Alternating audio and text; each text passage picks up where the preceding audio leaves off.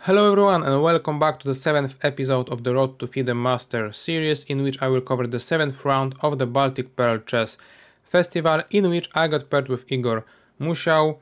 Before the tournament I got warned about this guy, that he is a talented guy, hardworking guy, so I was kind of expecting this game to be a hard one. And when I was preparing against him, I felt like, okay, he plays a lot of main lines in many openings, meaning that he's really working on his opening repertoire, so it's not easy to play against such guys when I myself do not have a very good opening repertoire. So I felt like I have to kind of out-trick him, let's say, and because of that I opted for the variation that I already chose on this tournament, but in general I was not going for, which is e5 against his first move e4 and then going into the Ruy Lopez martial attack. At least I attempted to do it. So, how did the game go? e4, e5, knight f3, Ruy Lopez, classic stuff. And at this point, if you watched my game and analysis from the round number 4, the link will be here. You may know that at this point, then my opponent opted for the move h3. After which I went with bishop b7, d3, d5. So in the end I sacrificed a pawn on d5, played a very nice interesting game, won in a style, so check that game out.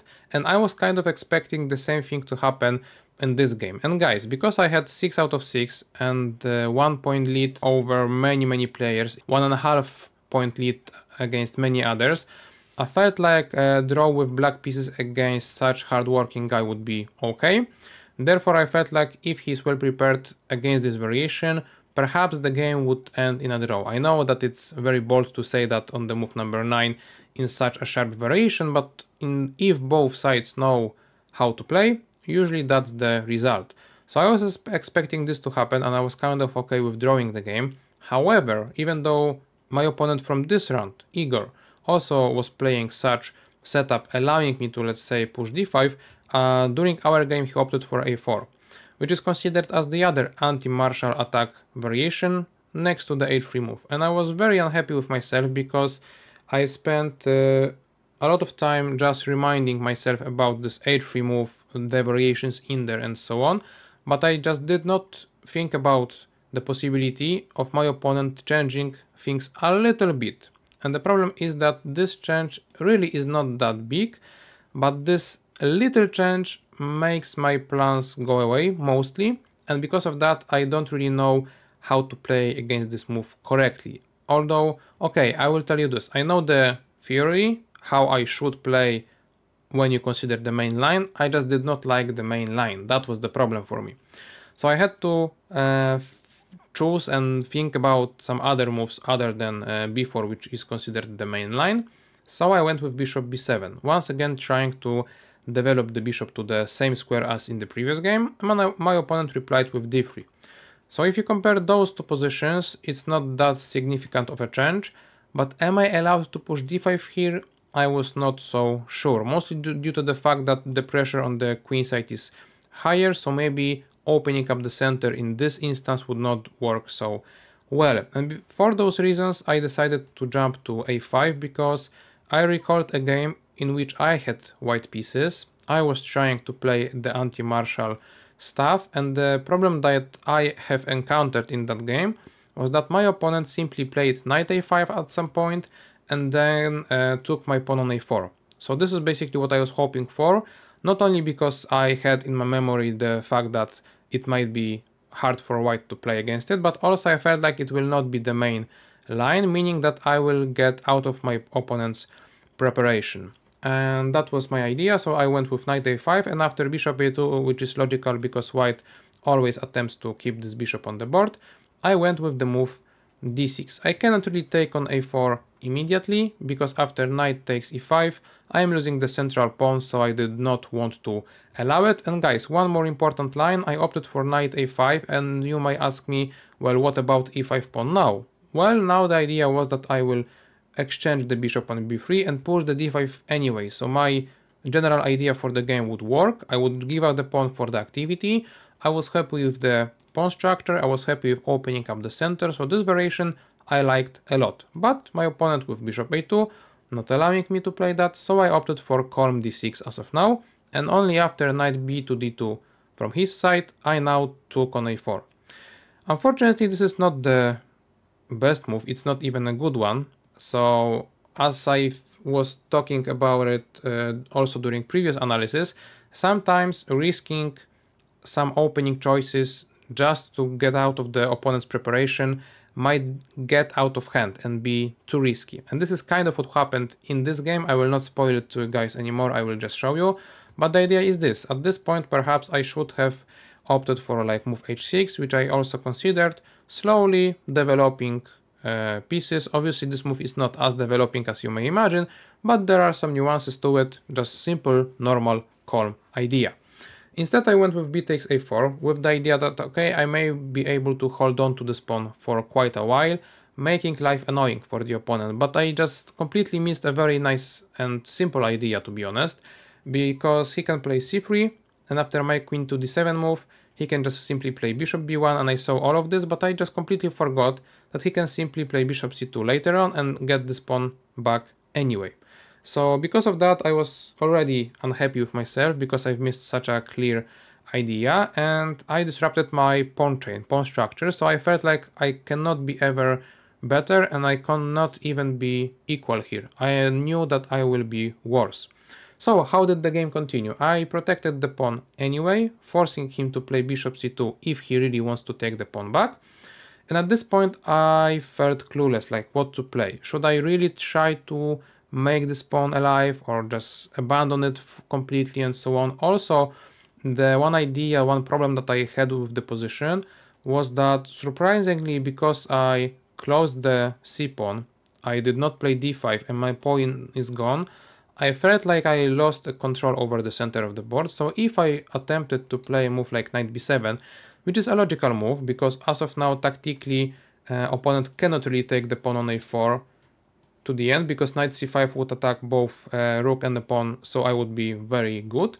However, the problem is that because, as I've said, I lost control over the center, d4 move might be played, taking away the c5 square for me. And not only that, the idea is that once again the pawn on a4 will be lost, opponent is getting more and more control over the center, and if I, let's say, try to exchange the pawn and play bishop b5, trying to make space for my bishop, maybe allow my c5 pawn, c pawn to fight for the center. Note that I couldn't play bishop b5 immediately because of c4, d5, my bishop is trapped. So I had to exchange first and then play bishop b5. I found e5 idea for the opponent, which is not crushing yet, but felt really dangerous. The general idea is this: if I try to exchange the pawns and go away the knight with the knight, let's say here, because it's a central square, e6 might be played, knight e5 might be played. So even though I was holding the h5 square from the queen going there, and I was like 2 pawns up, like what are those pawns? This one, or this one? It's like I don't like them, I don't need them. I would rather have equal situation in terms of material and also the position itself. In here, white is growing amazing initiative thanks to the knight, thanks to the bishops looking into my king's direction. So I was pretty unhappy with my position at this point. Obviously from the distance I couldn't see anything specific for the opponent, but I felt like I would be defending this position forever and I might not be able to do it effectively. So I just didn't want to go for this variation. And going back to this position then, well, what can I play? My bishop is out of moves, and those pieces have nowhere to go really. I don't want to play knight b7, I'm scared about d4 move, so like what to do? And I decided to play a move that will not come into your hand that easily, because I went with queen g4. To be honest, when I look at it now, I don't even know what I was thinking, meaning that I cannot remember the ideas that went through my mind, but I believe this move was aimed towards the d4 move, that it will not be allowed to play. Why though? I don't remember the specifics, but the point is this: I just gave up on the idea of defending the a4 pawn, so opponent took it. Took it once, twice, and now I went back with the knight, and the idea is that I have a weakness on a6, I have a weakness on c7, my pieces are not coordinated, so I'm not that good. I expected queen c6 from the opponent, simply delivering the double attack, but he opted for queen c4, which is also logical. And after this move, I played queen e6 and offered a draw, guys. As I've said, draw would be perfect for me in general in this game, in this position especially, because I'm just worse. And I believe this is a very nice moment to offer a draw to opponent, because I felt like if he will try to refuse a draw offer, he will try to win the game and show me immediately that he is going to win it.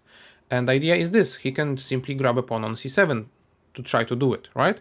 But the point is this: I wanted him to bait him. I wanted to bait him into taking the pawn, because after knight c5, I'm attacking this pawn. If pawn goes up, I can simply kick away the rook, kick away the queen, kick away the rook, activate both my knights, place them on d3 and then f4, maybe go here, attack there. So for a price of a pawn, suddenly the dynamic changes a lot, and I am now the one with the initiative. So I was more than happy with that. I was hoping that he will be greedy and take the pawn, but he didn't. He was not greedy. He refused to take a draw, he refused to take a pawn, and simply exchanged the queens. And also I felt like, okay, if he wants to exchange queens, maybe he will accept the draw offer, right? But he is a very good player, so he exchanged the queens without accepting the draw offer, because he realized that he cannot lose the game. I don't have anything going on for my side, and he has a clear weakness to target, and with one weakness, maybe in the later stages of the game, he will be able to create the other one and win the game the same way as I did in the third round of this tournament, in which I had two weaknesses on the opponent's side with Ruy Lopez from white's perspective, and I won the game effortlessly. So this was the same idea for the opponent, and very nice of him that he did not accept the draw.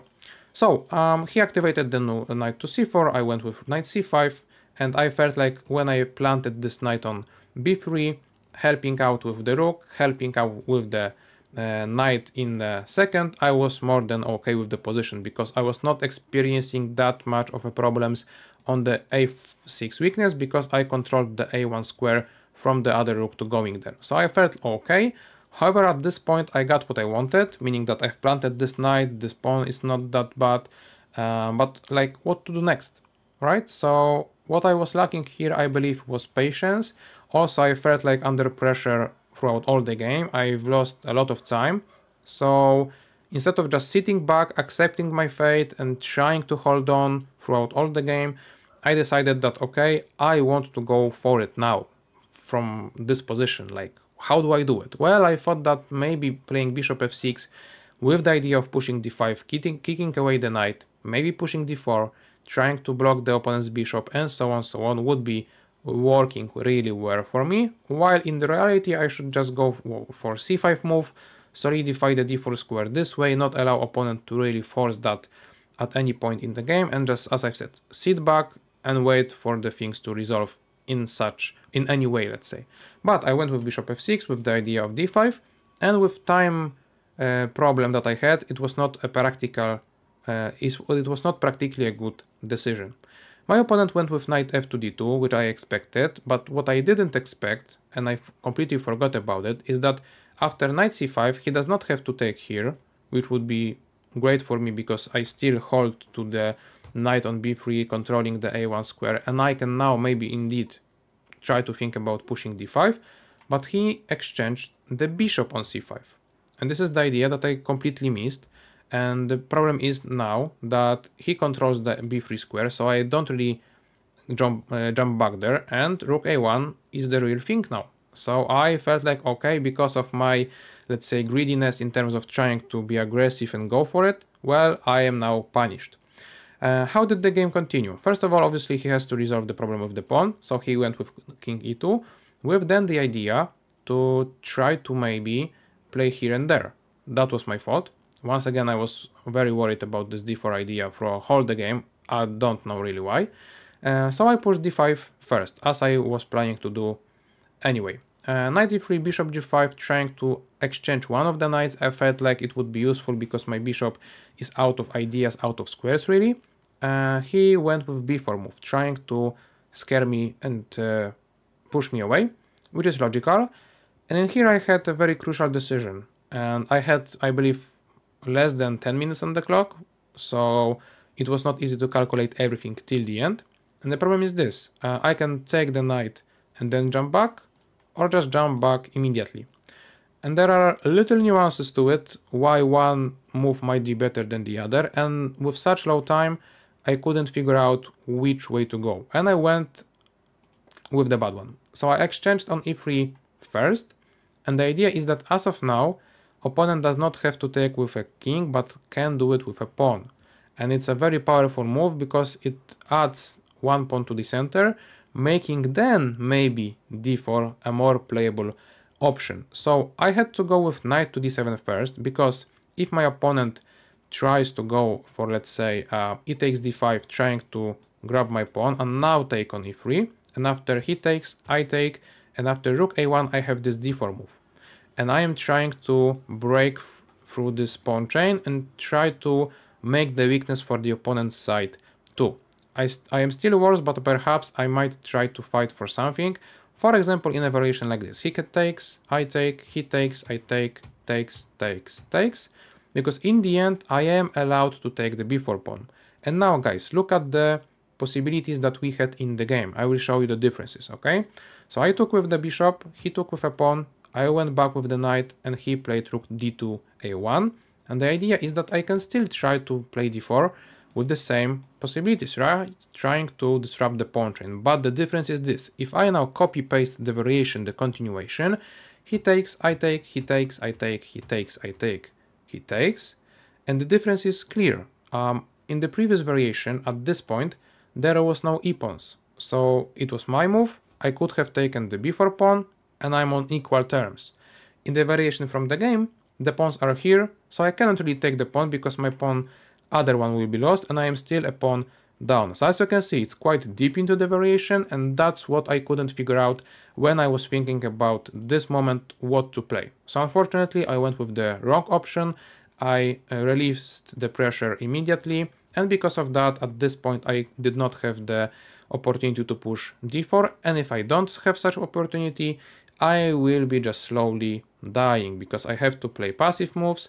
My opponent focuses on one weakness, he's trying to create the other one, he has active pieces, so with such time trouble that I had, it is just impossible to practically defend this position. So I went with the c6 move, trying to solidify the d5 pawn, but he went with knight b3, trying to jump to b3, and at this point I felt like after knight c5 I actually might have some drawing chances, because if I take, he takes, I can deliver some check on the second rank, and if he goes there, I can just simply give away the pawns, being a pawn down. But the thing is this, guys, I felt like after such a move, his king will never go away from this, let's say, box, right? And if the king does not go away, I am not that worried about this pawn being so high up the board, because at this point I created some kind of a fortress. There is no checks from behind, rook is immovable, or rather I should say it cannot move, right? The king cannot also go through here, like never ever anywhere. So yeah, I felt like, okay, I might be drawing this game. But obviously my opponent did not go for knight c5 immediately, but instead pushed d4. The move that I was scared about throughout whole the game finally arrived on the board, making tremendous pressure to my central pawns, opening up the position, creating more weaknesses, and just disrupting my position completely. Even though computer still does not show a tremendous advantage for the opponent, I knew that practically I am just lost. I couldn't find any variation in which I would be able to really fight for some activity and so on, without sacrificing even more material. So I felt like, okay, I have to do it, I have to go for it. So after takes, I went with e5 move, voluntarily going for those pressures and things to exchange a little bit, because I felt like maybe, just maybe, after those exchanges, d and e5 will open, maybe I will transport my one rook there, maybe the other, wherever. I was so low on time that I couldn't figure out exact, let's say, variation or idea. But the problem is this: after knight c5, the difference between knight c5 now and before is that additionally there is d-pawn to protect the knight, so I cannot really exchange here, because now the d-pawn would take, a6 pawn will be lost, c6 pawn will be lost, and it's easily winning for the opponent. And for those reasons I decided to go with knight f6, and it was part of my plan after playing e5 to just give up the material, maybe not yet because I'm on equal terms, but in terms of giving up the pawn for example, some activity. But it's just completely not enough, even though I might try to focus on, grabbing the pawn, checking the king and so on. It simply will not work that well. I lost both pawns on the queen side, and even though this king might not feel safe in the beginning, it's clear that he will just cover behind the pawns and be okay, and I have just no way to really save this game. So I have played a few more moves, allowing my opponent to outplay me even more, and I just resigned after few more moves, because in here, without one additional rooks, it's clear that this only one will not do much. So very painful loss, to be honest, because I felt like I lost due to the worse preparation in the opening, and then, to be honest, even though I felt like at some point I was okay, once again I got outplayed later on. So I had to tip off the hat for the opponent because he played a very nice game, in my opinion, and I felt clueless at the very beginning because I really didn't know where were my biggest mistakes. So even though this idea of taking on a4 was not the greatest in the opening, in the middle game I kind of get the grasp of, a draw, let's say, drawing chances, but then in the end perhaps I should have gone differently in this position with c5 instead of bishop f6. Maybe I would be able to save the game, but as I've said, it was nothing concrete. My opponent outplayed me very nicely, so very deserved win on his behalf. 6 out of 7, guys, so not that great result anymore, unfortunately. Let's just quickly look at the review. As you can tell, pretty amazing game from my opponent. I did not play it so well, so as you can tell, I lost. And yeah, 6 out of 7 going into the final 2 rounds of the tournament never feels easy, also psychologically, because after, winning 6 games in a row, you feel like God, and now you know that you are only a human. So we'll see how I dealt with the pressure in the last 2 games during the next 2 days. So if you enjoyed this game and my analysis, leave a like and subscribe to not miss out the finish of the tournament. And with that, thank you very much for watching, and we'll see each other tomorrow. Bye bye.